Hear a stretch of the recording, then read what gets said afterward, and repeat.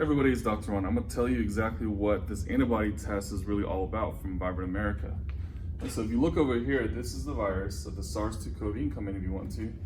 You can zoom in. So this is the SARS CoV, which is the virus that causes the COVID-19.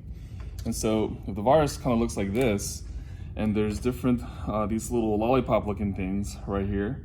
And so this is part of the actual virus and how it does damage. So what the body does is it creates these little bullets, if you will, that target the virus. And that's what these wire-looking things are. These are called immunoglobulins. And these immunoglobulins are actually what's measured onto the immunoglobulin testing. And there's different types as well. And so there's 4 different types of immunoglobulins that are tested. The one that's against this little doohickey right here. There's another one that is against this thing right here. And then as the virus attacks a human cell and it binds to it, we're able to find another antibody that is able to look at this, what's called a receptor.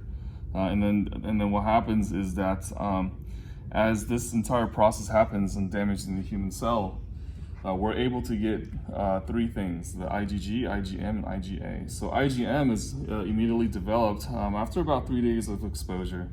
IgG is somewhere between the 7 and 14 days. And this is the one that we're really looking at for people to develop an immune response. And this is the ones that we will be targeting on high levels for people to let us know that they develop such an immune response, and we could possibly use their blood to assist others who are sick. And then IgA is variable. So this allows us to do what's called staging of the disease. And so the reason we're doing this is because the nasal swabs aren't very reliable, because there's a high false negative, and then the nasal swabs are all detecting the presence of the SARS CoV-2. And so it's very different than what we're doing here. What we're doing here is looking at how our body's immune system is reacting to the SARS CoV-2. To determine a staging and see who's positive, who's negative. It gives us a lot of information of what's going on.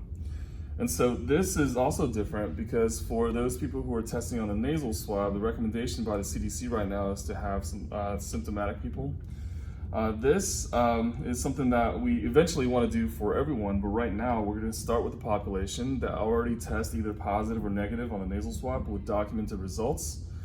And so that allows us to have a comparison. So right now, this week specifically, we're in this clinical trial stage, and that's what we're looking at. And then we're also testing whole blood as well as a finger stick to compare to see how what people's results are on the nasal swab.